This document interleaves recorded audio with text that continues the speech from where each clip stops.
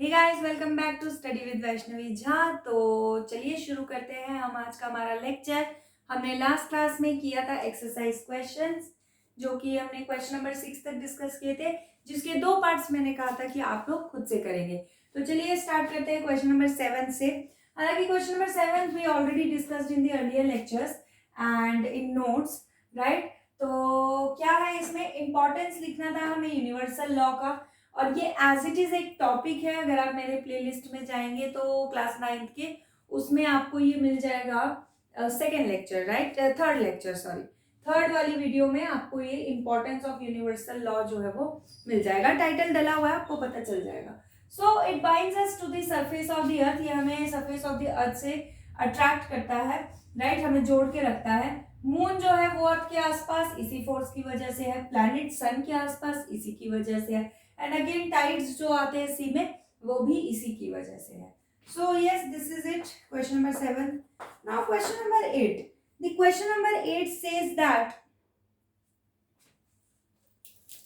What is acceleration of free fall, right, acceleration during free fall. तो इसमें क्या है, वो एक्सेलरेशन जो एक बॉडी जो कि फ्री फॉल के अंडर है वो एक्सपीरियंस कर रही है। तो बस ये लिख देंगे, the acceleration experienced by the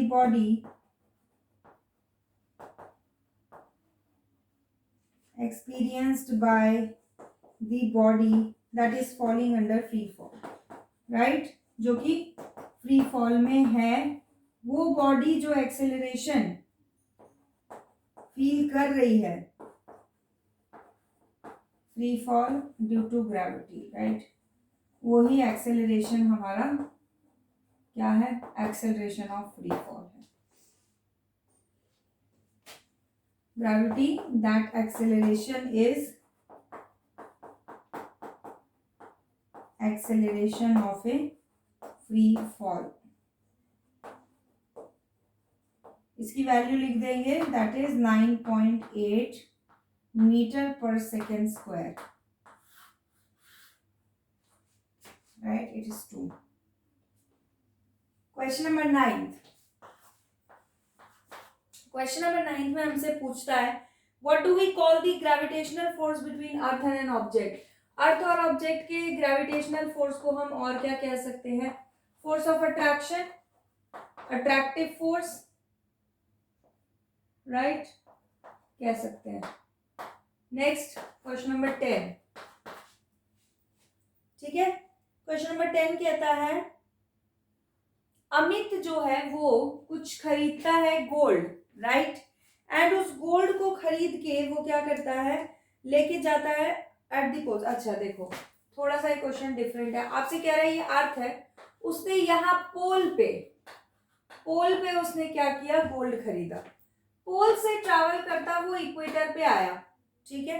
he came to equator, he hands over the same when he meets him at the equator, and वो उसका फ्रेंड जो है यहाँ पे वेट कर रहा था, तो उसने वही गोल्ड उसको दिया, ठीक है। उसने उसको बताया कि भाई ये कितने केजी का है, ये गोल्ड का कुछ वेट है, लेकिन उसका फ्रेंड इससे अग्री नहीं करता कि इतना ही वेट है।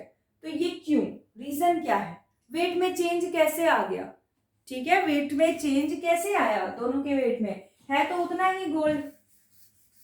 तो रीजन इसका लिखेंगे, आपको ब्रैकेट में हिंट दिया हुआ है। वैसे हिंट क्या दिया है मैं एक बार पढ़ देती हूँ। हिंट आपको ब्रैकेट में देता है, कह रहा है that the value of ji is greater eight poles then at equator. जी की जो वैल्यू होती है, राइट, जी इक्वेटर पे ज्यादा होता है इन कंपैरिजन टू, सॉरी, जी जो पोल्स पे है वो ज्यादा होता है in comparison to that on equator. Ji eight, यही लिखा है ना, value of ji is greater eight poles, हाँ जी, जी पोल्स पे ग्रेटर हो जाता है in comparison to what, equator. Equator पे जी की वैल्यू कम होती है। तो ऑब्वियस सी बात है, जो गोल्ड लिया है उसका मास तो m ही है, राइट, लिख दो, late m be the mass of gold, let m be the mass of gold। तो वेट कितना हो गया, therefore weight is equal to mass into g. अब ये इसमें देखें डाल के, m into g at poles will obviously be greater than m into g at equator. इसीलिए वेट जो है गोल्ड का वो पोल्स पे ग्रेटर आ रहा है इन कंपैरिजन टू इक्वेटर।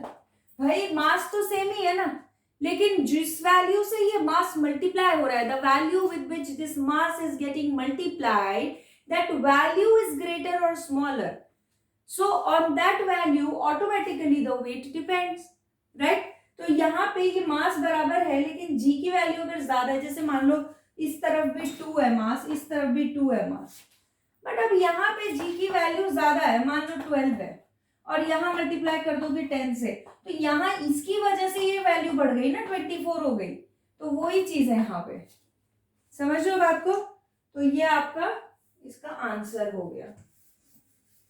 बहुत ही सिंपल सा क्वेश्चन है, ऐसा कुछ रॉकेट साइंस नहीं है। इसका आप लोग स्क्रीनशॉट ले लीजिए। देन क्वेश्चन नंबर 11 पे चलते हैं। Now question number 11। थोड़ी मेरी बुक ना फटी हुई है, इसलिए मैं बार बार हाथ में नहीं ले रही हूँ। चलो ठीक है, देखो। Why will a sheet of paper fall slower than one that is crumpled into a ball? कहता है अगर एक शीट इस पोजीशन में है, ठीक है, और दूसरी इसको इसी को ऐसे कर दिया, तो ये वाली शीट जो है, why will it fall slower than this crumple? ये तो फटाक से नीचे पहुंच जाएगी, ये ऐसे लहराते लहराते आएगी, तो ऐसा क्यों? ठीक है, तो रीजन इसका बड़ा ही सिंपल है कि ये दोनों ही किसमें है, ये दोनों ही हवा चल रही है ना, एयर के इन्फ्लुएंस में। तो क्रैम्पल्ड बॉल तो सीधा जी लगेगा नीचे, इतना सरफेस एरिया ही नहीं है कि एयर फोर्स लगा पाए, तो बहुत कम एयर फोर्स लगाती है, ठीक है, buoyant force, right. Buoyant force जो एयर लगाती है वो बहुत कम है। Here buoyant force is very much less than the gravitational force, right?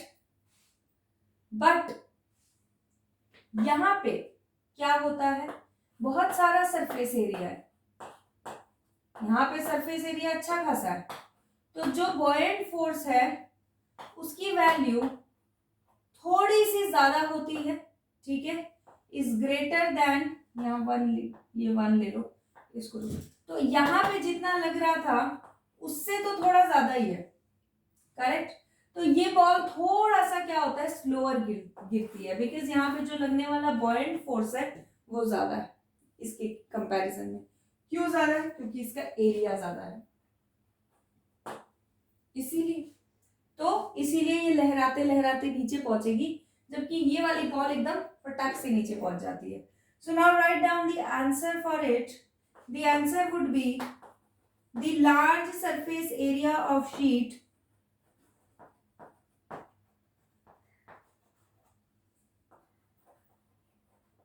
allows air to produce more या to apply more buoyant force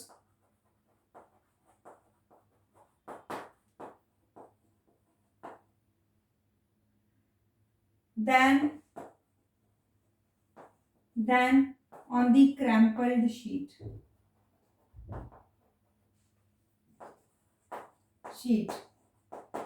because of which the sheet falls slower due to air resistance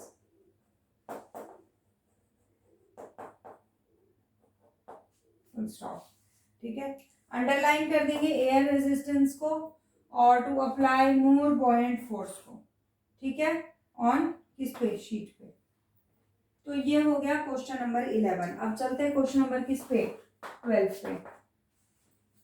चलो, what is question number 12? It says कि gravitational force जो है, sorry moon पे, right, moon पे, that is equal to the gravitational force applied on an object on earth. ये तो हम भी पढ़ चुके हैं, राइट, हम इस फॉर्म में पढ़े थे weight of object on the moon is equal to weight of 1/6 time weight of object on the earth. Correct. अब यहाँ पे ये नहीं पूछ रहा है, यहाँ पे ये पूछ रहा है that there is a 10 kg object. आपको उसका बताना है वेट मून पे और अर्थ पे. और क्या है, 10 kg है उसका mass. Mass is 10 kg. So it is very simple right. हमें अर्थ का तो पता ही है जी अर्थ पे कितना होता है 9.8 right metre per second square. So what will be the value for weight on earth. Earth पे वेट का क्या हो जाएगा, मास इंटू एक्सेलरेशन. मास है 10, एक्सेलरेशन 9.8, कितना आ गया 98 न्यूटन. करेक्ट. 98 आ गया. मास है ना into g. M into g is what, weight. तो करके हमारा 98 न्यूटन आ गया. अब आते हैं सेकंड पार्ट पे. सेकंड पार्ट में बोलता है मून पे बताओ. तो हमें पता है that weight of object on the moon is 1/6 times the weight of object on the earth. तो अर्थ पे जितना भी है उसका 1/6 ही होगा मून पे, है ना. अगर 60 kg अर्थ पे है तो 10 kg होगा मून पे. 72 kg है तो 12 kg होगा मून पे. तो मतलब 1/6 कर देंगे. तो इस वैल्यू को 1/6 कर देंगे तो हमें weight of object on moon पता चल जाएगा. 1/6 time weight of object on अर्थ. तो ये आ जाएगा 1/6 इंटू 98. 6 1 + 6 38 16 20 16.3.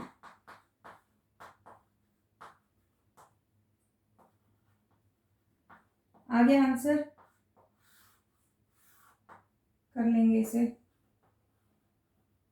ले लीजिए इसका आप लोग screenshot and then will move to next question.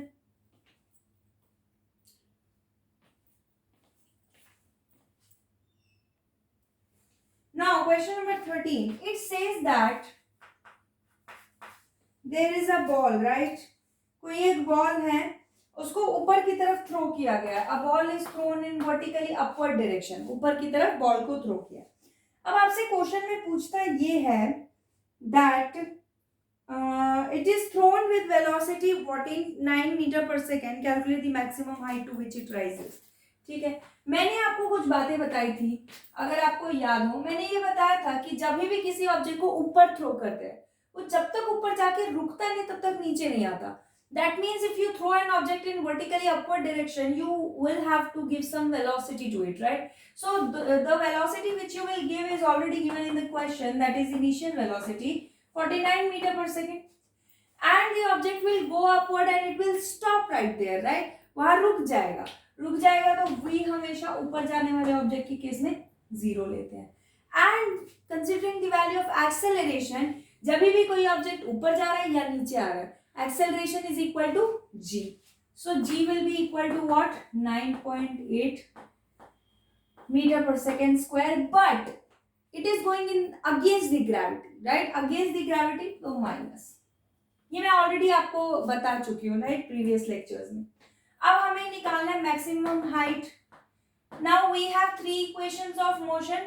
अगर हम यहाँ पे यूज करें third equation 2gs is equal to v square minus u square.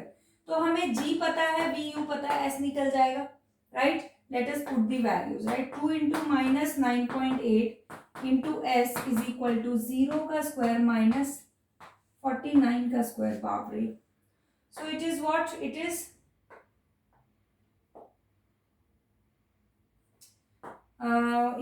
minus 19.6 into s is equal to minus 49 into 49. so minus से तो माइनस कैंसिल हो गया. क्या कर सकते हैं, s को यहीं रहने देते हैं.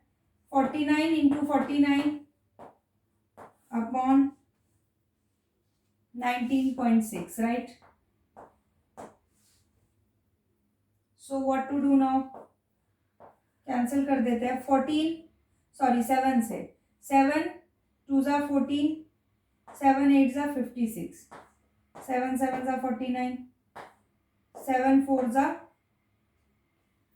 this. Then again 2 से 2 2 2 ज़ा 4, 2 4 ज़ा 8, 2 5 ज़ा this. So S will be equal to what? It will be equal to 122.5 metre. ऐसा आ जाएगा 122.5 मीटर. आगे क्या पूछा है क्वेश्चन में आपसे? आगे आपसे पूछा गया है calculate the total time it takes to return to the surface of the earth. आपको बताना है कि ये नीचे कितनी देर में आएगा. अब आपको पता है डिस्टेंस आपको मालूम है. अब बात कर रहे हैं इसी ऑब्जेक्ट के नीचे आने की. करेक्ट. हम इसी ऑब्जेक्ट के नीचे आने का टाइम निकालना चाहते हैं. यही हमको निकालना है the total time it takes to return to the surface of the earth. तो हम एक काम करते हैं, हम देखते हैं कि पहले ऊपर जाने में इसे टाइम कितना लगा है, क्योंकि कोई ऑब्जेक्ट को जितना टाइम ऊपर जाने में लगेगा उतना ही टाइम नीचे आने में लग सकता है. करेक्ट. तो अब ये ऑब्जेक्ट पहले तो ऊपर गया है, ऊपर जाने का डेटा हमारे पास इनफ है, तो हम इस डेटा को यूज करते हैं और ऊपर जाने का टाइम निकालते हैं. हमें v पता है, हमें u पता है, हमें g पता है. अगर हम यूज करें v is equal to u plus g t, तो हमें मिल जाएगी वैल्यू किसकी? टाइम की. तो वैल्यू यूज करते हैं 49 इज इक्वल टू 0 माइनस, है ना, minus 9.8 into T. Correct. v है 0. आई एम सॉरी, कुछ गलत वैल्यू पुट कर दी मैंने. This is 0 and this is 49. Right. तो ये इधर आ जाएगा 9.8 into t is equal to 49. T को यही छोड़ देते हैं. 49 अपॉन 9.8, 0 गया कैंसर. 98 5 जा 490. अब मैं आपको एक बात बताती हूँ, देखो बड़ी इंटरेस्टिंग सी बात है. 98 को 5 से मल्टीप्लाई करना है. राइट. तो 5 से मल्टीप्लाई करने का तरीका क्या होता है? इसका हाफ करके 0 लगा दो. ठीक है. जैसे 98 का हाफ क्या होता है? ये सिर्फ इवन नंबर्स के लिए है. 98 का हाफ क्या होगा? 2 4 जा 8, 2 9 जा, तो आगे 0 लगा दो. 490 मल्टीप्लाई करके देख लो, यही आएगा. तो this is a trick to multiply large numbers. ये 98 तो छोटू सा नंबर था, बट अगर कोई बड़ा नंबर है, जैसे फॉर एग्जाम्पल आपके पास नंबर है 3 2 2 4 5 6 सॉरी 6. अब आपको इसको मल्टीप्लाई करना है 5 से, तो आप क्या कीजिए, इसको सीधा 2 से डिवाइड कर लीजिए. कितना होगा? 2 16 1 2 3 0. This will be the answer. तो मतलब ये तरीका होता है करने का. This is a short trick to multiply a number by 5. मैं ऐसे धीरे धीरे आपको कैलकुलेशंस कभी कभी बताते रहा करूंगी. t is equal to 5 seconds. Right. इतना टाइम किसी बॉल को सिर्फ ऊपर जाने में लगा है, तो नीचे आने का आपसे पूछ रहा है. So if for upward direction t is equal to 5 seconds, same it will be for downward direction also. Downward के लिए भी t जो है वो 5 सेकेंड्स होगा. तो टोटल टाइम उसको नीचे से ऊपर, ऊपर से नीचे आने में वापस कैसे लगा? 5 + 5 दैट इज 10 seconds. ठीक है. Take a screenshot of it. So yes, this is it for today's class, and in the next class we will be discussing the next 5 to 6 questions of this chapter, and soon we will be finishing this chapter. Okay. And next chapter that we will start, that will be atoms and molecules. So yeah, this is it for today's class. अगर आप लोगों को मेरा समझाया समझ आया हो तो मेरे चैनल को लाइक शेयर सब्सक्राइब जरूर करें, and also do not forget to hit the bell icon. Okay. जल्दी मिलते हैं नई वीडियो के साथ. Till then take care. Bye bye.